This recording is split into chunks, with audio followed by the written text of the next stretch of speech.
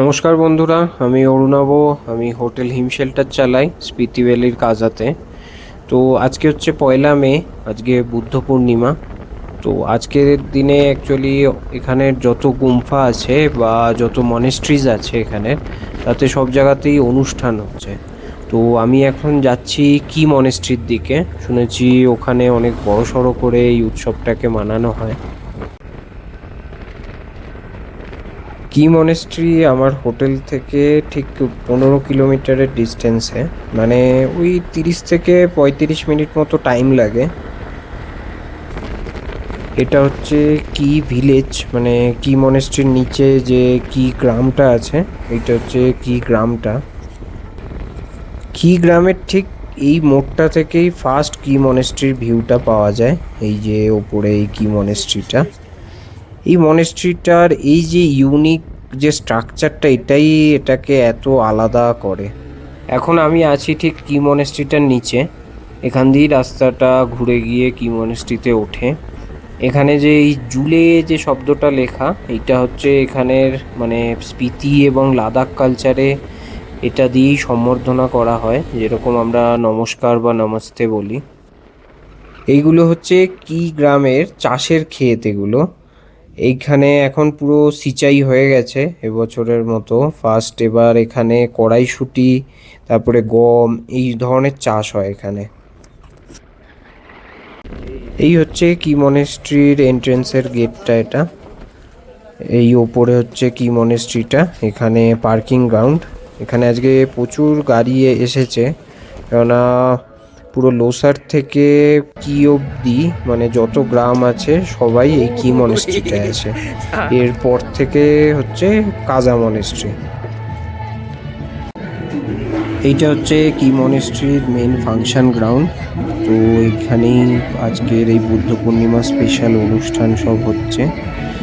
আরও সকালে এলে আরও নাচা গানা অনেক কিছু দেখা যেত।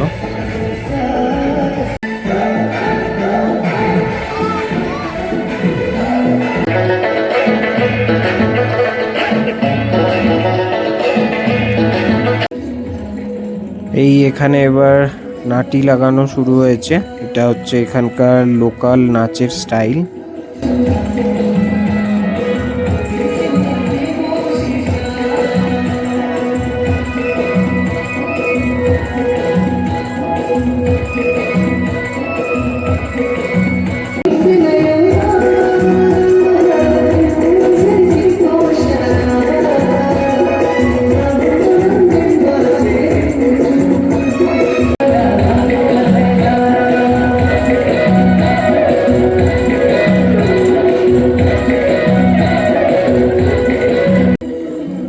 এইখানে সবাইকে এইভাবে চা দেয়া হচ্ছে।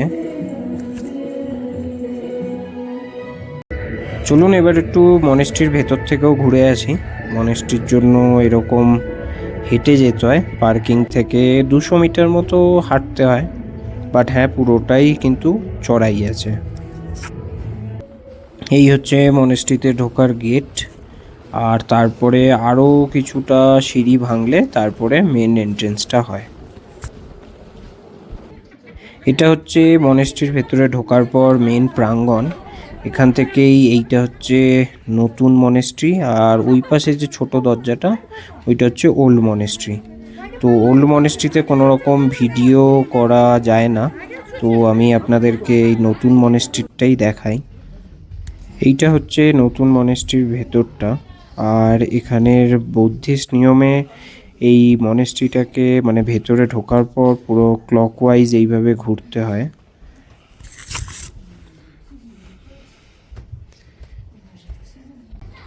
মনেস্ট্রির ভেতরটা থেকে জাস্ট ভিউটা দেখুন একবার বাইরের। মনেস্ট্রির ভেতরে এরকম একটা প্রদীপ জ্বালানো আছে, এত বড় এই প্রদীপটা।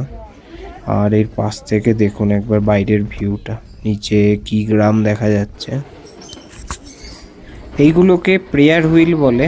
এইগুলোকে ক্লকওয়াইজ ঘোরাতে হয় এইভাবে। তাহলে এতে লেখা যে মন্ত্রটা থাকে ওম মানি পদ্মে হাম, তো ক্লকওয়াইজ ওইভাবে ঘোরালে সেটা অ্যাকচুয়ালি উচ্চারণ করা হয়।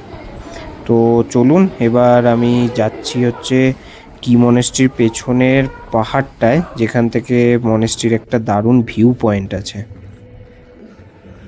এইখান দিয়েই ওই ভিউ পয়েন্টটায় যেতে হয়। এই যে ওপরে যে সবুজ রঙের যেটা দেখতে পাচ্ছেন, ওইটাই হচ্ছে ওই ভিউ পয়েন্টটা। জায়গাটা দেখিয়ে দেই, এই হচ্ছে কি মনেস্ট্রিটা, ঠিক তার পেছনেই একদম এরকম এই জায়গাটা দিয়ে ওই ওপরের দিকে উঠতে হয়। ওই জায়গাটাই হচ্ছে ভিউ পয়েন্টটা। আমি লাস্ট ইয়ার জুলাই মাসে এসেছিলাম, আর এবার 2026-এ এসে দেখছি এখানে এরকম টয়লেটেরও ব্যবস্থা করে দেয়া হয়েছে।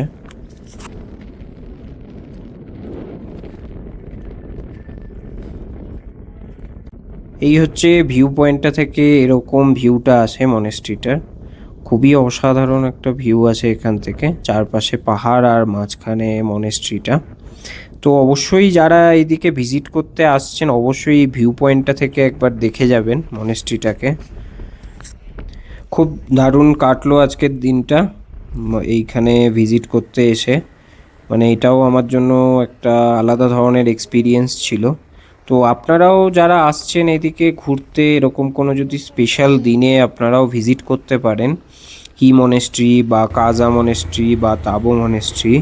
তো এইসব জায়গায় এলে আমি গ্যারেন্টি দিয়ে বলতে পারি আপনাদেরও খুব একটা ইউনিক এক্সপিরিয়েন্স হবে এখানে। তো চলুন তাহলে আজকের মতো এইটুকুই থাকলো, পরের ভিডিওতে দেখা হচ্ছে।